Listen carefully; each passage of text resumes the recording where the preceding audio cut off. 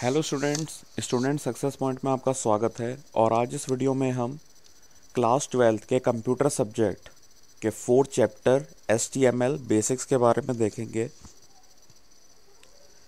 तो फ्रेंड, ये चैप्टर काफ़ी इम्पॉर्टेंट है। इसके बेसिक्स जानेंगे, बेसिक्स क्या है इसमें और क्या क्या इसमें क्वेश्चन इंपॉर्टेंट हो सकते हैं, क्या क्या इसमें वेरियस टर्म्स हैं जो हमें याद रखनी चाहिए, तो वो इस हम वीडियो में देखेंगे। तो फ्रेंड्स, सबसे पहले इस चैप्टर को स्टार्ट करने से पहले हम HTML की फुल फॉर्म जानते हैं। तो देखिए, HTML जो है वो एक शॉर्ट फॉर्म है। तो उसकी फुल फॉर्म क्या होती है? देखिए, H for hyper, T for text, M for markup, L for language. तो ये HTML की फुल फॉर्म होती है। तो हाइपर टेक्स्ट मार्कअप लैंग्वेज इसकी क्या है फ्रेंड? फुल फॉर्म है।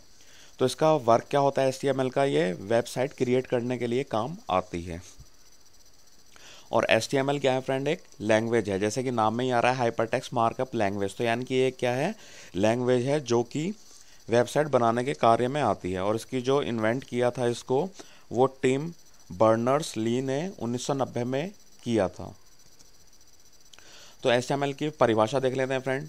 तो देखिए, HTML यह एक ऐसी लैंग्वेज है जिसका प्रयोग वेबसाइट बनाने में किया जाता है। तो क्या है? HTML एक लैंग्वेज होती है जिसका उपयोग किया होता है वेबसाइट बनाने में किया जाता है।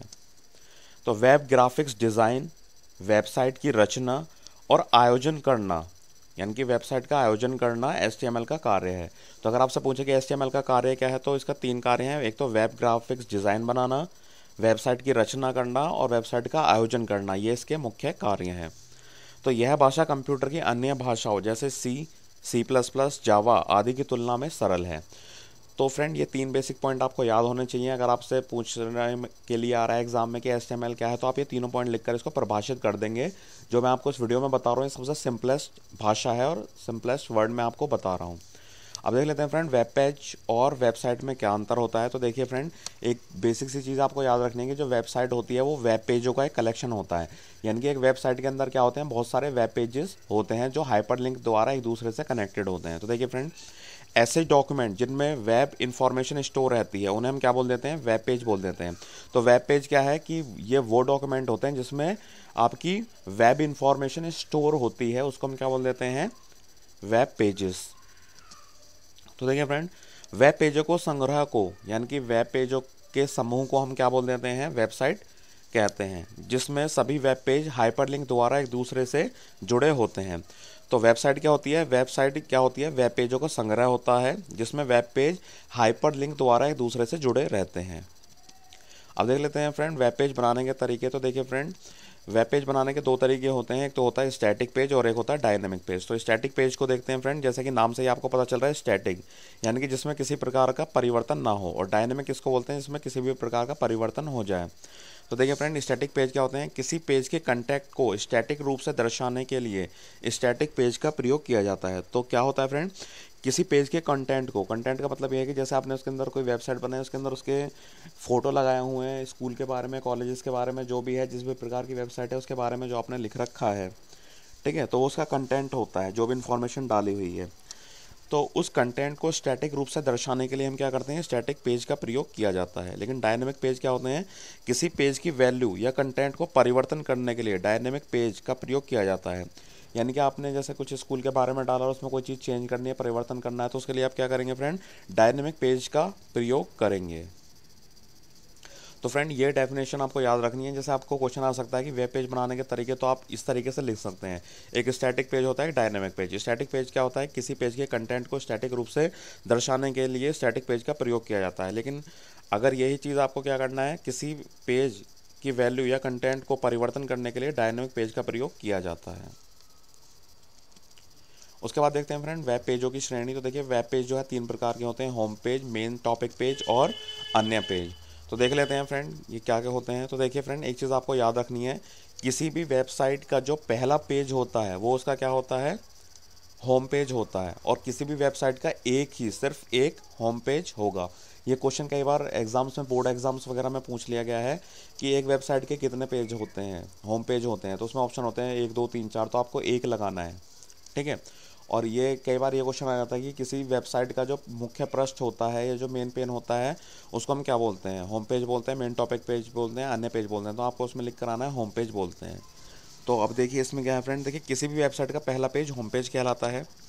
होम पेज पर अनेक लिंक होते हैं जिन्हें हाइपर लिंक कहा जाता है। तो देखिए होम पेज है, जैसे सपोज करो एक स्कूल का एग्जांपल ले लेते हैं। आपने एक वेबसाइट बनाई सेंट टेरेसा कॉन्वेंट स्कूल की। तो सेंट टेरेसा कॉन्वेंट स्कूल की जब आपने वो बनाई तो उसमें मेन पेज होता है, जो जैसे आप वेबसाइट का नाम डालेंगे खुल के आएगी, तो वो क्या होता है, मेन पेज होता है उसका, यानी कि होम पेज होता है।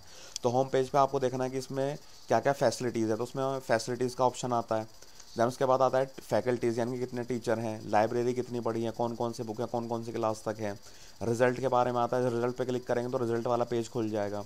तो इस तरीके से क्या होता है फ्रेंड, होम पेज पर अनेक लिंक होते हैं जिन्हें हाइपर लिंक कहा जाता है।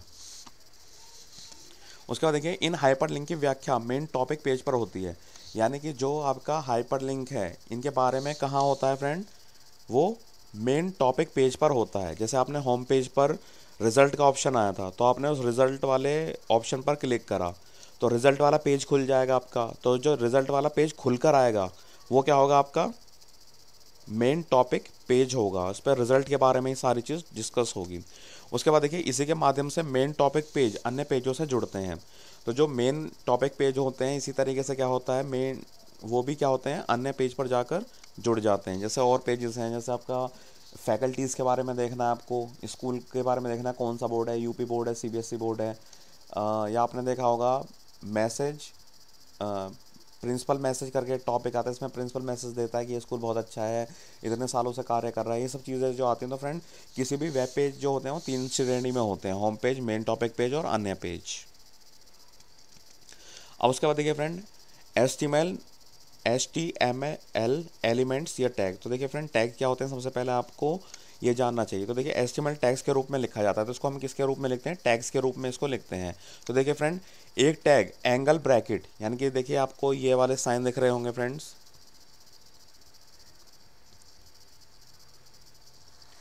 तो फ्रेंड देखिए ये जो इस तरीके से ये जो आपको साइन दिख रहे हैं ब्रैकेट वाले, इनको बोलते हैं एंगल ब्रैकेट।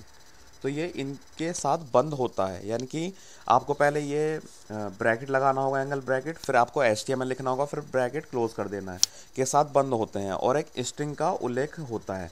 स्ट्रिंग मतलब क्या है कि जैसे आपको HTML लिखना है तो HTML एक स्ट्रिंग हो गया, बॉडी लिखना है तो बॉडी एक स्ट्रिंग हो गया, टाइटल लिखना है तो टाइटल एक स्ट्रिंग हो गया। तो इस तरीके से इनमें क्या होता है कि एक स्ट्रिंग का उल्लेखन भी होता है। तो देखिए फ्रेंड एक टैग एंगल ब्रैकेट के साथ बंद होता है और एक स्ट्रिंग का उल्लेखन होता है।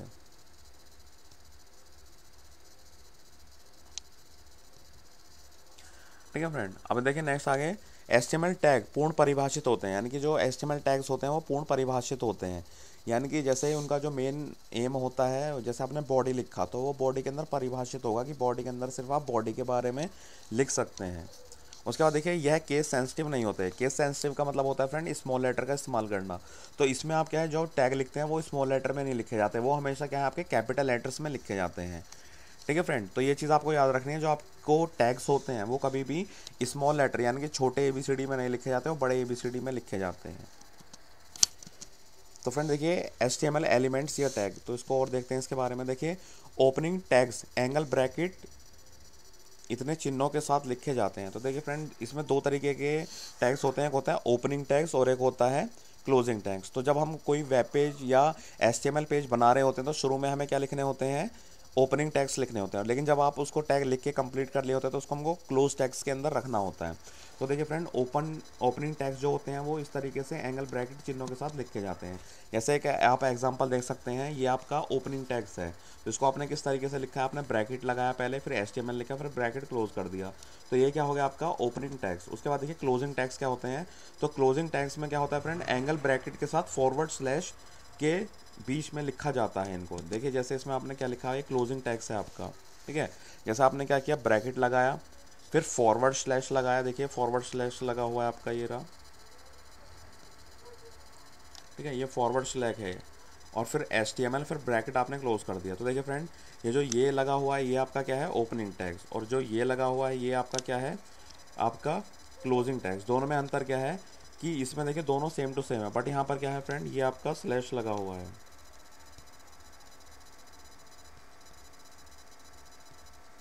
देखिए फ्रेंड ये जो आपका स्लैश लगा हुआ है यहाँ पर, तो ये क्या है आपका फ्रेंड, ये क्लोजिंग टैग्स की पहचान है। और उसके बाद आगे देखते हैं फ्रेंड, HTML डॉक्यूमेंट सेव करना। तो देखिए अगर आप कोई, जैसे आपने MS वर्ड पे काम कर रहे हो, तो आपने MS वर्ड में कोई काम कर रहे हो, उसको आप सेव कर रहे हो, Ctrl+S दबा के जब आपने सेव किया तो उसमें नाम लिखने के लिए आता है किस नाम से सेव करोगे। जैसे आपने कोई सेंट ट्रेसा कॉन्वेंट स्कूल के नाम से आपने कोई क्या बनाया, एक डॉक्यूमेंट बनाया MS वर्ड पे, तो उस पर आप ऐसे करते हैं ना save, Saint Teresa Convent School .doc। तो ये आप क्या करते हैं, इस एक्सटेंशन का इस्तेमाल करते हैं डॉक का, DOC का। तो इस तरीके से अगर आप HTML डॉक्यूमेंट की फाइल को सेव करें तो आपको क्या करना पड़ेगा, HTML डॉक्यूमेंट फाइल के लिए आपको .html या .htm एक्सटेंशन के साथ सेव किया जाता है। इसको इस तरीके से आप सेव करते हैं। जैसे आप क्या करें, HTML डॉक्यूमेंट की कोई फाइल बना रहे हैं या कोई वेब पेज बना रहे हैं, तो उसको अगर आप सेव करेंगे तो कैसे सेव होगा, वो आपको ऐसे लिखना होगा, Saint Teresa Convent School .html या Saint Teresa Convent School .htm। इस तरीके से आप इसको सेव कर सकते हैं। उसके बाद देखिए फ्रेंड, HTML टैग्स के प्रकार। तो देखिए HTML टैग्स जो होते हैं वो दो प्रकार के होते हैं, एक होता है एम्प्टी एलिमेंट्स और एक होता है कंटेनर एलिमेंट्स। देखिए एम्प्टी एलिमेंट्स क्या होते हैं, सबसे पहले हम उसको समझेंगे। तो देखिए फ्रेंड, एम्प्टी एलिमेंट्स जो होते हैं, इन एलिमेंट्स में केवल ओपनिंग टैग्स होते हैं परंतु क्लोजिंग टैग्स नहीं होते। तो देखिए फ्रेंड, यहाँ पे अगर स्लैश लग जाता, ठीक है, तो फ्रेंड देखिए ये आपके ओपनिंग टैग्स हैं इसमें। तो देखिए इन एलिमेंट्स में केवल ओपनिंग टैग्स होते हैं परंतु क्लोजिंग टैग्स नहीं होते। जैसे आपके एग्जांपल दिए हुए हैं, तो देखिए फ्रेंड ये आपका एक एग्जांपल है, ठीक है, ये एग्जांपल है, ये एक आपका एग्जांपल है। तो ये आपके क्या है, एम्प्टी एलिमेंट्स। अब देखते हैं फ्रेंड कंटेनर एलिमेंट्स क्या होते हैं। तो देखिए फ्रेंड, इन एलिमेंट्स के ओपनिंग टैग्स व क्लोजिंग टैग्स दोनों प्रकार होते हैं। यानी कि इसमें क्या होता है फ्रेंड, आपके ओपनिंग टैग्स भी होता है, क्लोजिंग टैग्स भी। जैसे आप देखिए एग्जांपल में देख सकते हैं। तो देखिए फ्रेंड, ये आपका ओपनिंग टैग्स है, बट अगर आप ये देखें तो इसमें स्लैश लगा हुआ है, ये देखिए स्लैश लगा हुआ है, तो ये आपका क्या हो गया, क्लोजिंग टैग्स हो गया। तो इस तरीके के जो कंटेनर एलिमेंट्स होते हैं, इसमें आपका ओपनिंग टैग्स भी होते हैं और क्लोजिंग टैग्स भी होते हैं। अब देखिए सेकंड एग्जांपल देखिए, ये जो सेंटर लगा हुआ है, यहाँ पे स्लैश नहीं है, बट अगर आप यहाँ पर देखें तो इसमें देखिए स्लैश लगा हुआ है। तो जिसमें स्लैश लगा हुआ होता है वो क्या होते हैं, आपके क्लोजिंग टैग्स, और जिसमें स्लैश नहीं होता वो ओपनिंग टैग्स। तो देखिए इसमें जो कंटेनर एलिमेंट्स होते हैं, इसमें ओपनिंग व क्लोजिंग टैग्स दोनों होते हैं, जैसे आप ये एग्जांपल देख सकते हैं। अब फ्रेंड आगे बढ़ते हैं। तो देखिए फ्रेंड, HTML की संरचना, यानी कि इसका स्ट्रक्चर कैसे होता है HTML का। तो देखिए फ्रेंड, एक वेब पेज के लिए निम्नलिखित टैग्स की आवश्यकता होती है। तो देखिए अगर आप कोई वेब पेज बना रहे हैं तो उसमें आपको क्या करना होगा फ्रेंड, बहुत सारे प्रकार के टैग्स लगाने होते हैं। तो देखिए फ्रेंड, इसमें चार बेसिक प्रकार के जो टैग्स हैं, देखिए ये बेसिक टैग्स हैं, वैसे और भी टैग्स होते हैं अदर टाइप्स के, लेकिन पहले हम बेसिक टैग्स देख लेते हैं। तो देखिए फ्रेंड, देखिए जैसे आपका है ये HTML टैग, ये है हेड टैग, ये है टाइटल टैग और ये है आपका बॉडी टैग। तो ये चार जो हैं ये आपके बेसिक HTML टैग्स हैं। तो देखिए फ्रेंड, इनका उपयोग देख लेते हैं कि HTML की जो संरचना होती है उसमें जो टैग्स होते हैं उनका क्या क्या इस्तेमाल होता है। तो देखिए फ्रेंड, जो HTML टैग है, यह टैग ब्राउज़र को बताता है कि यह एक HTML डॉक्यूमेंट है। तो ये टैग क्या बताता है कि यह ब्राउज़र का एक HTML डॉक्यूमेंट है। फिर नेक्स्ट देखिए इसमें फ्रेंड, यह HTML कोडिंग में दो बार प्रयोग किया जाता है, डॉक्यूमेंट के शुरुआत में और डॉक्यूमेंट के अंत में। इसके बाद एक हम एग्जांपल देखेंगे, तो एग्जांपल में देखेंगे इसमें फ्रेंड ये HTML टैग जो होता है क्लोजिंग और आपका ओपनिंग टैग्स और क्लोजिंग टैग्स जो इस्तेमाल करते हैं वो चीज़ होता है, इनके दो बार इस्तेमाल होता है। उसके बाद देखिए फ्रेंड हेड टैग। तो यह टैग वेब पेज के हेडर को परिभाषित करता है, यानी कि जो उसकी हेडिंग वगैरह होती है उसको परिभाषित करता है। इस टैग में संबंधित वेब पेज का टाइटल आदि दिया जाता है। तो जैसे आपको किसी नाम से आपके ना वेब पेज बनाना है, जैसे आपको सेंट ट्रेसा स्कूल के बारे में बनाना है, तो आपको लिखना होगा कि हेड टैग, फिर उसके बाद सेंट ट्रेसा कॉन्वेंट स्कूल, फिर हेड टैग को आप क्लोज कर दोगे। फिर नेक्स्ट है टाइटल टैग। तो देखिए इस टैग डॉक्यूमेंट के टाइटल को सेट करने के लिए प्रयोग किया जाता है। किसके लिए किया जाता है टाइटल का प्रयोग, ये डॉक्यूमेंट के टाइटल को सेट करने के लिए इस्तेमाल किया जाता है। तो यह हेड टैग तथा क्लोजिंग हेड टैग के माध्यम लिखा जाता है। अब उसके बाद आता है फ्रेंड बॉडी टैग। तो देखिए फ्रेंड, बॉडी टैग का मतलब क्या होता है, जैसे आपको स्कूल के बारे में जो भी लिखना है, एक ऐसे टाइप का जो लिखना होता है, एक स्कूल ये है, यहाँ पर सिचुएटेड है, इसमें इतने इतने क्लासेस हैं, इसमें ये CBSE बोर्ड है, CSC बोर्ड है, UP बोर्ड है या हरियाणा बोर्ड है, इस तरीके का जो भी आपको उसमें कहानी टाइप की लिखनी है वो आप सारा मैटर इस बॉडी के अंदर में लिखते हैं। तो देखिए फ्रेंड, यह मुख्य टैग होता है। किसी वेब पेज में टेक्स्ट आदि को फॉर्मेटिंग इसी टेक्स्ट में ही की जाती है। फॉर्मेटिंग का मतलब क्या होता है कि जैसे आपको वर्ड लिखना है तो किस स्टाइल में लिखना है, तिरछा लिखना है, सीधा लिखना है, कलरफुल लिखना है, या ब्रैकेट करके लिखना है, या आपको अगले पैराग्राफ में लिखना है, या कोई फ़ोटो वगैरह लगाना है, तो ये सारी चीज़ें आपको क्या होती हैं फ्रेंड, इसी बॉडी टैग के अंदर लिखनी होती है। तो देखिए फ्रेंड, किसी वेब पेज या वेबसाइट बनाने की संरचना। तो देखिए फ्रेंड, ये आपका HTML का ओपनिंग टेक्स्ट है, ओपनिंग टैग है। उसके बाद देखिए फिर हेड का ओपनिंग टैग है, उसके बाद टाइटल का ओपनिंग टैग है। फिर आप देखिए फ्रेंड, इसके अंदर आप देखिए कुछ भी इसके बारे में लिख देंगे, जैसे कि टाइटल लिखना है सेंट टेरेसा कॉन्वेंट स्कूल, तो आप इस तरीके से लिखेंगे, ब्रैकेट स्टार्ट, फिर हाइफन का चिन्ह लगा के जिसमें आदि चिन्ह लगा करके फिर आप लिख देंगे सेंट टेरेसा कॉन्वेंट स्कूल, फिर ब्रैकेट क्लोज कर देंगे। उसके बाद देखिए फ्रेंड, आपने ये देखिए इसमें स्लैश लगा हुआ है, तो देखिए ये स्लैश लगाने का मतलब क्या है, आपने टाइटल को यहाँ पर क्लोज कर दिया है, तो टाइटल का क्लोज टैग है। उसके बाद देखिए फ्रेंड, आपने हेड को यहाँ पर क्लोज कर दिया है। ठीक है, देखिए यहाँ पर आप हेड देखेंगे, ये ओपनिंग टैग था उसका, और ये आपका हेड का क्लोजिंग टैग है। ठीक है, उसी तरीके से ये टाइटल का क्या है फ्रेंड, ओपनिंग टैग और ये क्लोजिंग टैग। उसके बाद देखिए फ्रेंड, ये बॉडी टैग है, तो देखिए ये बॉडी आपकी क्या है, ओपनिंग टैग है। फिर इसमें आपने बॉडी में जो भी ऐसे टाइप का लिखना था स्कूल के बारे में वो आपने लिख दिया। देन उसके बाद आपने क्या किया फ्रेंड, देखिए यहाँ पे ये टैग जो लिखा है ये क्लोजिंग टैग है, क्योंकि इसमें आपका फॉरवर्ड स्लैश आ रहा है। ठीक है, तो ये आपका क्या हो गया फ्रेंड, ये वाला तो हो गया आपका क्लोजिंग टैग और ये हो गया आपका ओपनिंग टैग। उसके बाद देखिए फ्रेंड, ये आपने HTML का क्लोजिंग टैग लिखा हुआ है। ठीक है, क्योंकि इसमें स्लैश आ रहा है, तो आप ये देख सकते हैं। तो हमें देखिए, जैसे आपने अभी देखा कि HTML टैग जो है आपका, ठीक है फ्रेंड,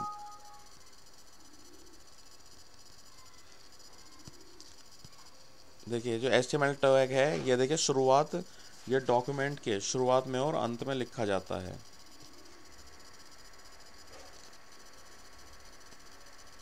डॉक्यूमेंट के शुरुआत में और डॉक्यूमेंट के अंत में लिखा जाता है। तो फ्रेंड ये देखिए, जो मैंने अभी आपको समझाया था वो ये चीज़ थी। अब इसके बाद देखते हैं फ्रेंड, HTML के विभिन्न टैग, यानी कि जो अन्य प्रकार के टैग्स होते हैं वो कौन कौन से होते हैं। तो फ्रेंड देखिए, इसमें H1 से लेके H6 तक टैग होते हैं। तो देखिए फ्रेंड, ये हेडिंग के 6 लेवल होते हैं। अगर आपको सबसे बड़ा हेडिंग को बड़े अक्षरों में लिखना है तो आपको H1 टैग का इस्तेमाल करना होगा, और अगर आपको छोटी हेडिंग लिखनी होगी तो H6 का टैग का इस्तेमाल करना होगा। P का मतलब है फ्रेंड पैराग्राफ, तो पैराग्राफ टैग होता है, इसको P टैग बोलते हैं। तो देखिए यह पेज में पैराग्राफ लिखने के लिए प्रयोग किया जाता है। BR टैग जो है ये वेब पेज में लाइन को ब्रेक करने के लिए प्रयोग किया जाता है, यानी कि अगर आपने जैसे कोई लाइन लिखी फिर आपको नेक्स्ट लाइन में लिखना है तो आपको ये ब्रेक BR वाला टैग लगाना होगा, फिर आप नेक्स्ट लाइन पर जंप कर जाएंगे। इसके बाद देखिए फॉन्ट टैग, तो देखिए फ्रेंड सेंटर टैग है फ्रेंड आपका। तो देखिए सेंटर टैग में क्या होता है, तो देखिए सेंटर टैग में जो होता है आपका टेक्स्ट जो होता है या इमेज, देखिए टेक्स्ट इमेज यानी कि फ़ोटो वगैरह जो कुछ है को वेब पेज के माध्यम में दर्शाने के लिए प्रयोग किया जाता है। तो देखिए फ्रेंड, जैसे आप वीडियो जो मैंने आपको ये बना रहा हूँ, इसमें देखिए मैंने चीज़ HTML की विभिन्न टैग्स, ये देखिए मैंने सेंटर में लिखा हुआ है, ये मैंने राइट से शुरू नहीं किया यहाँ पर। ठीक है फ्रेंड, तो फ्रेंड देखिए यहाँ पे अगर मैं इधर से लिखता तो राइट हो जाता, इधर से लिखना चालू करता तो ये आपका लेफ्ट हो जाता, लेकिन देखिए फ्रेंड ये मैंने सेंटर में लिखा हुआ है। तो इस तरीके से हमें सेंटर टैग का इस्तेमाल करने के लिए, कोई भी चीज़ अगर हमें सेंटर में लिखनी होती है, लगानी होती है वेबसाइट में, तो हम सेंटर टैग का इस्तेमाल करते हैं। फॉन्ट टैग होता है, अब देखिए फ्रेंड, जैसे मैंने ये आपका फॉन्ट है, इसमें देखिए जैसे HTML के विभिन्न प्रकार, ये मैंने हिंदी में लिखा हुआ है, इसका कलर चेंज है, हिंदी में रेड कलर में लिखा हुआ है ये मैंने। और यहाँ देखिए जो डिफरेंट टैग ऑफ HTML जो मैंने इंग्लिश में लिखा हुआ है, ये आपका ब्लू कलर में लिखा हुआ है। तो अगर फॉन्ट में क्या होता है, देखिए इसमें आप फ़ॉन्ट के साइज़ को यानी कि छोटा बड़ा साइज़ लिखना है, स्टाइल को तिरछा लिखना है या इसका पैटर्न अलग लिखना है, टाइम्स न्यू रोमन्स में लिखना है, किसी भी अलग प्रकार में लिखना है। और इसके कलर को बदलना जो होता है वो किसके अंदर में बदलते हैं, हम फ़ॉन्ट के अंदर में बदलते हैं। उसके बाद देखिए फ्रेंड, बेस फ़ॉन्ट, तो यह फ़ॉन्ट के लिए बेसिक साइज़ निर्धारित करता है, यानी कि जो उसका बेसिक साइज़ होता है फ़ॉन्ट का वो ये निर्धारित करता है। जैसे आपको कोई हेडिंग लिखनी है तो आपको बड़े उसमें अक्षर में लिखनी होगी, ठीक है, कोई सब हेडिंग लिखनी है तो थोड़े से उससे छोटे, लेकिन जो आप उसमें ऐसे टाइप का जो भी स्कूल के बारे में लिख रहे हैं वो आपको नॉर्मल वर्ड्स में लिखना होगा, तो ये उसके लिए प्रयोग किया जाता है बेस फ़ॉन्ट, यानी कि इसमें आपको नॉर्मल अक्षरों में इस्तेमाल किया जाता है। उसके बाद देखिए फ्रेंड, ये आपका लास्ट में ये वाला जो टैग है फ्रेंड, तो देखिए किसी सोर्स कोड में कमेंट इंसर्ट करने के लिए इस टैग का प्रयोग किया जाता है। तो इसका प्रयोग किस लिए किया जाता है, किसी सोर्स कोड में कमेंट इंसर्ट करने के लिए इस टैग का प्रयोग किया जाता है। तो आपको इतना याद करना है फ्रेंड, किसी सोर्स कोड में कमेंट इंसर्ट करने के लिए इस टैग का प्रयोग किया जाता है। इस टैग के अंदर लिखा गया टेक्स्ट ब्राउज़र में प्रदर्शित नहीं होता। यानी कि अगर आप इस टैग के अंदर कोई चीज़ लिख रहे हो तो आपको ब्राउज़र में, जब आप इसको इंटरनेट पर जाके या ब्राउज़र में जाके खोल के देखेंगे तो वहाँ पर प्रदर्शित नहीं होने का है। अब देख सकते हैं फ्रेंड एट्रीब्यूट्स क्या होते हैं। तो फ्रेंड देखिए, एचटीएमएल डॉक्यूमेंट्स में टैग के नाम के साथ किसी अन्य पैरामीटर को जोड़ना एट्रीब्यूट्स कहलाता है। तो फ्रेंड देखिए, जैसे अगर आप कोई एचटीएमएल पेज बना रहे हैं, ठीक है, तो उसमें आप क्या करें, टैग के साथ कोई अन्य पैरामीटर भी जोड़ रहे हैं तो उसको एट्रीब्यूट बोलते हैं। जैसे आपने क्या किया कि आपने कलर को निर्धारित कर लिया, फॉन्ट टैग लिखा आपने, फॉन्ट के साथ आपको कलर कैसा करना है, जैसे आपको रेड कलर लिखना है तो आपको उसमें रेड मेंशन करना होगा, कलर इक्वल टू रेड, तो रेड कलर में आ जाएगा, ठीक है। और या कलर, जैसे आपको फॉन्ट साइज़ लिखना है 25 करना है तो फॉन्ट साइज़ इक्वल टू 25, इस तरीके से आपको लिखना होता है। यानी कि उसके जो पैरामीटर्स होते हैं उनको बढ़ाना घटाना या रंग चेंज करना वगैरह ये सब जो है तो टैग के साथ ही आपको मेंशन करना पड़ता है, तो इसी को हम एट्रीब्यूट्स कहते हैं। तो देखिए फ्रेंड, एट्रीब्यूट के नाम के साथ इक्वल टू चिन्ह का प्रयोग किया जाता है। किसका प्रयोग किया जाता है? इक्वल टू चिन्ह का। तो देखिए इसको इस तरीके से होता है, जैसे आपने क्या किया फ्रेंड, ये एक आपने HTML के साथ क्या है, एट्रीब्यूट का नाम और इसकी वैल्यूज़ को मेंशन कर दिया। तो देखिए friend, bracket start HTML underscore tag, फिर आपने बैकवर्ड स्लैश लगाया, फिर एट्रीब्यूट अंडरस्कोर नेम, यहाँ पे नाम लिखा, फिर इक्वल टू, फिर एट्रीब्यूट अंडरस्कोर वैल्यू, यहाँ पे इसकी वैल्यू रख दी जैसे 15, 16, 17 और इसको आपने क्लोज कर दिया। तो इसी को हम क्या बोलते हैं फ्रेंड? एट्रीब्यूट्स बोलते हैं। अब देखिए फ्रेंड, कुछ विशेष जानकारी देख लेते हैं। तो फ्रेंड देखिए, यूआरएल का मतलब होता है यूनिफॉर्म रिसोर्स लोकेटर, इसकी फुल फॉर्म होती है। तो देखिए, वेब एड्रेस को हम क्या बोल देते हैं? यूआरएल बोलते हैं। तो जो आपकी वेबसाइट है, जैसे आपने डाला www.cbse.com, तो ये आपका क्या होगा, एक फ्रेंड एड्रेस हो गया, ठीक है। तो आप इसको यूआरएल करके भी डाल सकते हैं। यूआरएल क्या होता है? ये वेबसाइटों का एड्रेस होता है। जैसे आपके घर मकान का एड्रेस होता है, आप जैसे कहीं में रह रहे हैं, P ब्लॉक में रह रहे हैं, B ब्लॉक में रह रहे हैं, देन उसके बाद फ्रेंड आप जैसे कैनाट प्लेस पे रह रहे हैं और कैनाट प्लेस में B ब्लॉक में रह रहे हैं, तो और वहाँ का आपका मकान का नंबर है 273, तो 273 P block cannot place new Delhi, ये आपका एड्रेस हो गया। तो अगर आप लेटर आएगा तो आपके, अगर आपका एड्रेस सही डाला आपने तो आपके घर पे लेटर आ जाएगा। उसी तरीके से क्या है कि वेबसाइट के लिए क्या होता है, अगर आप गूगल पे, जैसे गूगल क्रोम है, फायरफॉक्स है, मोजिला फायर है या ओपेरा है, इन सब ब्राउज़र पर जाके अगर आपका एड्रेस सही है तो आपने उसी वेबसाइट पर जाकर आप पहुंच जाओगे। तो इंटरनेट पर वेब एड्रेस किसी विशेष वेब पेज की लोकेशन को पहचानता है। तो आई होप फ्रेंड ये वीडियो आपको समझ में आया होगा और काफ़ी अच्छा लगा होगा। जो चीज़ आपको समझ में ना आए तो फ्रेंड प्लीज़ कमेंट करके हमें बताएं, हम आपकी प्रॉब्लम को सॉल्व करेंगे।